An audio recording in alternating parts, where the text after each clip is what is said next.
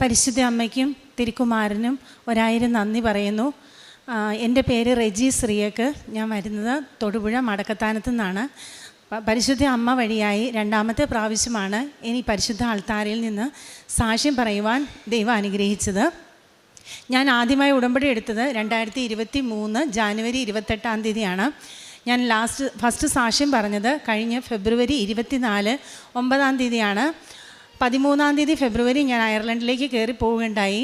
അമ്മയുടെ പക്കൽ വന്ന് ഉടമ്പടി എടുത്ത് പ്രാർത്ഥിച്ചതിൻ്റെ ഫലമായിട്ട് എല്ലാ ചൊവ്വാഴ്ചകളിലും അമ്മ വളരെ ഭംഗിയായിട്ട് അതിൻ്റെ പ്രോസസ്സിങ്ങും കാര്യങ്ങളും എല്ലാം നടത്തിയിരുന്നു. അത് ഞാൻ കഴിഞ്ഞ സാക്ഷ്യത്തിൽ പറഞ്ഞതാണ്. അപ്പോൾ അന്ന് ഞാൻ ഈ അൾത്താരയിൽ നിന്ന് പറഞ്ഞിരുന്നു, ആപ്റ്റിറ്റ്യൂഡ് ലൈസൻസ് എക്സാമിന് വേണ്ടിയിട്ടാണ് ഞാൻ പോകുന്നത്. ഇനി എന്ന് വന്നാലും ആ എക്സാമിൻ്റെ സാക്ഷ്യം ഞാൻ ഇവിടെ വന്ന് പറഞ്ഞേക്കാമെന്ന്. വളരെ അത്ഭുതകരമായി ഫെബ്രുവരി 17, 18 തീയതികളിലുണ്ടായ റിട്ടൺ എക്സാമും 14 സ്റ്റേഷനും അമ്മ എന്നെ കൈ പിടിച്ച് നടത്തി. ഓരോ സ്റ്റേഷനും 10 മിനിറ്റ് വീതമാണ് അലൗഡ്. പക്ഷേ എനിക്ക് ഒരു സ്റ്റേഷൻ പോലും 10 മിനിറ്റ് എക്സാം ഉണ്ടായില്ല. മാക്സിമം 5 to 8 മിനിറ്റ്സാണ് എനിക്കുണ്ടായത്. ഏകദേശം 3 സ്റ്റേഷൻ ഞാൻ വളരെയധികം മിസ്റ്റേക്കുകൾ കാണിച്ചിരുന്നു.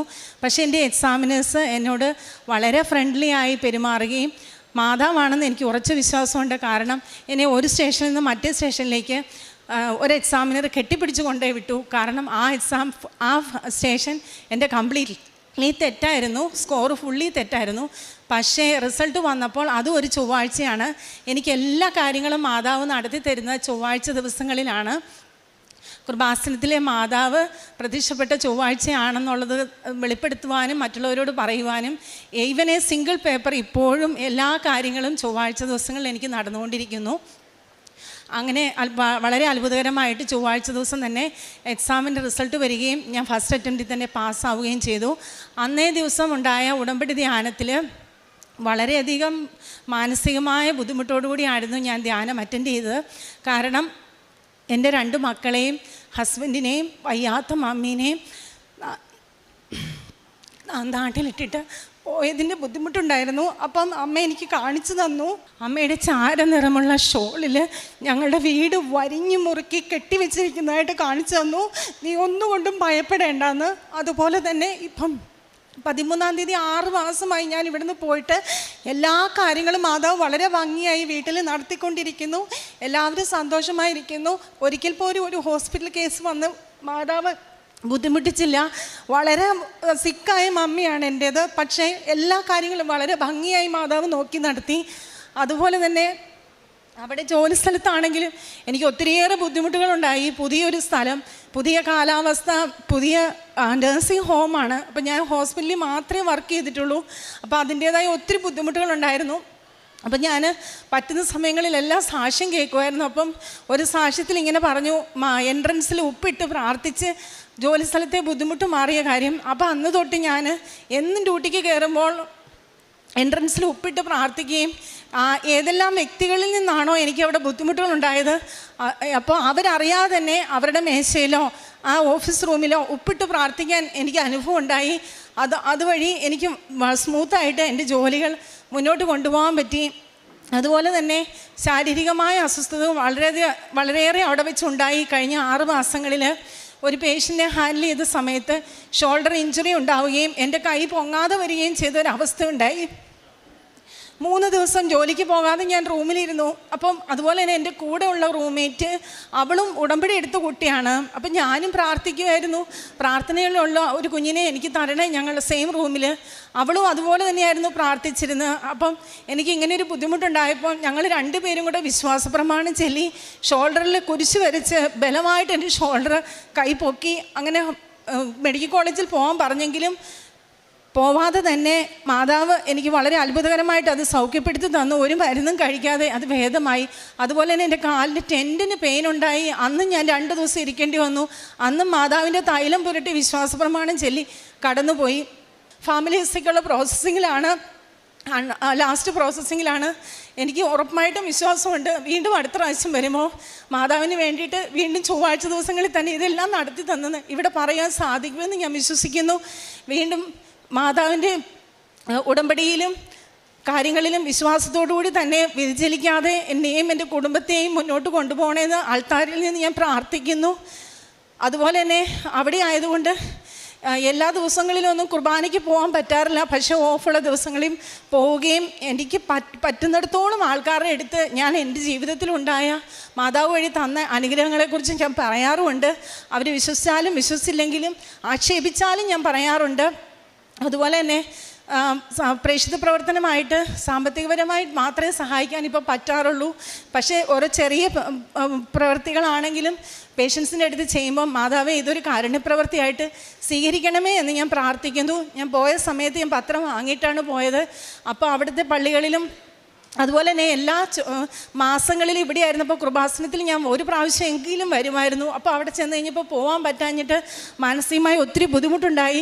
അപ്പം ഞാൻ അന്വേഷിച്ചപ്പം നോക്ക് മാതാവ് പ്രത്യക്ഷപ്പെട്ട പള്ളിയാണ്. അപ്പം അവിടെ ഞങ്ങൾക്ക് 3 മണിക്കൂർ ബസ്സിൽ യാത്ര ചെയ്ത് അവിടെ പോകാൻ പറ്റും. അപ്പോൾ അന്വേഷിച്ച് കഴിഞ്ഞപ്പോൾ പോകാൻ പറ്റി. അങ്ങനെ കഴിഞ്ഞ 6 മാസത്തിൽ 4 പ്രാവശ്യം നോക്ക് പള്ളിയിൽ പോയി കൃപാസനത്തിന് പകരമായിട്ട് അവിടെ പ്രാർത്ഥിക്കാനുള്ള അനുഗ്രഹം മാതാവ് എനിക്ക് തന്നു. ഇത്രയും കാര്യങ്ങളാണ് എൻ്റെ ഓർമ്മയിൽ നിൽക്കുന്നത്. അതുപോലെ തന്നെ വീട്ടിലാണെങ്കിലും മക്കൾ ഇപ്പോൾ എന്ത് അസ്വസ്ഥത വന്നാലും ഞാനില്ലെങ്കിലും ഒരു അസുഖം വന്നാൽ ഉപ്പെടുത്ത് അത് ഉപയോഗിക്കാനും വിശ്വാസ പ്രമാണം ചെല്ലാൻ മാതാവിൻ്റെ പുസ്തകം എടുത്ത് കെട്ടിപ്പിടിച്ച് കിടക്കാനും എല്ലാം മക്കൾ ഞാൻ പറയാതെ തന്നെ അവരായിട്ട് തന്നെ മാനേജ് ചെയ്തു പോകുന്നു. മക്കളുടെ വിശ്വാസ ജീവിതത്തിലും വളരെയധികം ഉയർച്ച ഉണ്ടായിരിക്കുന്നു. ഭർത്താവിൻ്റെ ജീവിതത്തിലും അതുപോലെ തന്നെ ഞങ്ങളുടെ കുടുംബത്തിൽ പലരും വന്ന് ഉടമ്പടി എടുക്കുകയുണ്ടായി. ഞാൻ വഴി ഈ എല്ലാ അനുഗ്രഹങ്ങൾക്കും മാതാവിനും തിരുക്കുമാരനും 1000 നന്ദി പറയുന്നു. പരിശുദ്ധ അമ്മയുടെ മധ്യസ്ഥതയിൽ ഇപ്പം ഈ ഉടമ്പടി സാക്ഷ്യങ്ങൾ നമ്മൾ പ്രാർത്ഥനയോടെ പരിശോധിക്കുമ്പോൾ ഒരുപാട് പേര് ഉടമ്പടി എടുത്ത് വിദേശ നാടുകളിലേക്ക് പോയിട്ടുണ്ട്. അവരൊക്കെയും തിരികെ അവധിക്ക് വരുമ്പം ഇവിടെ വന്ന് സാക്ഷ്യം പറഞ്ഞ് ഉടമ്പടി പുതുക്കി പോകുന്നൊരു ശൈലി ഇപ്പോൾ ഈ ദിവസങ്ങളിലൊക്കെയും സാക്ഷ്യങ്ങൾ പരിശോധിക്കുമ്പോൾ നമുക്കത് വ്യക്തമായിട്ട് മനസ്സിലാക്കാം. കാരണം എവിടെ ആയിരുന്നാലും ഉടമ്പടിയിൽ നിലനിൽക്കുവാനുള്ള സാധ്യത ഒരു പക്ഷേ വലിയൊരു ദൈവാനുഗ്രഹമായിട്ട് ഉടമ്പടിയിലുണ്ട്. അത് ഓൺലൈനിൽ എടുക്കാനാണെങ്കിലും സാക്ഷ്യം കേട്ട് ആരാധനകൾ കേട്ട് നിലനിൽക്കാനാണെങ്കിലും ശരിക്കും ദൈവത്തിൻ്റെ സ്നേഹവും പരിശുദ്ധാമ്മയുടെ സാന്നിധ്യവും ഉടമ്പടി നിൽക്കുവാനുള്ളൊരു മനസ്സും ആഗ്രഹിക്കുന്നവർ എവിടെയായിരുന്നാലും ഉടമ്പടി ചേർന്ന് നിൽക്കുവാനുള്ള വലിയൊരു അവസരം ദൈവം തന്നെ ഇവിടെ ഉടമ്പടിയുടെ സാധ്യതകൾ വെച്ച് നൽകിയിട്ടുണ്ട്. അതൊക്കെ ഉടമ്പടി വസ്തുക്കളുമൊക്കെ കൊണ്ടുപോയി അവിടെ ഉപയോഗിക്കുവാനും അത് ഒരുപാട് പേർക്ക് വലിയ അനുഭവത്തിന് കാരണമായിട്ടുള്ളതെന്ന് ഒരുപാട് വിദേശത്തു നിന്ന് വന്ന അവധിക്ക് വരുന്ന ഒരു സാക്ഷ്യം പറയുന്നുണ്ട്. കാരണം ഇവിടെ നിന്നുകൊണ്ട് തന്നെ ഒരു വിശ്വാസത്തിൻ്റെ കൈമാറ്റത്തെയും വിശ്വാസ ജീവിതത്തെയൊക്കെ പരിശുദ്ധ അമ്മ ഡിറക്റ്റ് ചെയ്യുന്നു എന്നുള്ളതിന് നമുക്ക് ഒരുപാട് ദൈവത്തിന് നന്ദി പറയാം. കാരണം ഈ കാലഘട്ടത്തിനനുസൃതമായിട്ട് ഒരു പ്രാർത്ഥനയും അല്ലെങ്കിൽ പ്രാർത്ഥനയുടെ സാധ്യതകളുമൊക്കെ ദൈവം നമുക്ക് തുടർന്ന് നൽകുന്നു. അപ്പോൾ ഇതിപ്പോൾ 2ാമത്തെ സാക്ഷ്യം പറയാനാണെന്നാണ് ഇപ്പോൾ പറഞ്ഞത്. അപ്പോൾ ഈ സാക്ഷ്യത്തിൽ അവിടെ ചെന്നിട്ടുണ്ടായ കാര്യങ്ങളും പരീക്ഷയും ഒപ്പം അവിടെ ഉണ്ടായ സാഹചര്യങ്ങളെയൊക്കെ പ്രാർത്ഥനയിൽ എങ്ങനെയാണ് അതിജീവിച്ചെന്നുള്ളതാണ്. ഒപ്പം തൻ്റെ കുടുംബത്തിലും മക്കളിലേക്കും ഈ ഒരു വിശ്വാസത്തിൻ്റെ അനുഭവം കടന്നു ചെല്ലുവാനായിട്ട് ഉടമ്പടി വസ്തുക്കൾ സഹായകമായി എന്നുള്ളതൊക്കെ പറയുന്നത് അത് ചെറിയ കാര്യമായിട്ട് എടുക്കുന്നില്ല. കാരണം അമ്മ മാതാവിൻ്റെ ഈ വലിയൊരു പ്രാർത്ഥന അനുഭവങ്ങളിലൂടെ കുടുംബത്തിൽ നിന്ന് ഒരു വ്യക്തിയിൽ നിന്ന് പല വ്യക്തികളിലേക്ക് കൈമാറ്റം ചെയ്യപ്പെടുന്നത് നമുക്കെപ്പോഴും സന്തോഷത്തിന് വക നൽകുന്ന ഒന്നാണ്. ഏറ്റവും അവസാനം വിശ്വാസ ജീവിതത്തിൽ അവിടെയുള്ള സാധ്യതകളെല്ലാം പരിഗണിച്ചുകൊണ്ട് ദിവ്യബലിയോടും പ്രേക്ഷിത കാരുണ്യ പ്രവർത്തനങ്ങൾ എന്താണ് അവിടെ ഉള്ള സാധ്യത അതനുസരിച്ച് കൃത്യമായിട്ട് നിൽക്കാനുള്ള പരിശ്രമമുണ്ട്.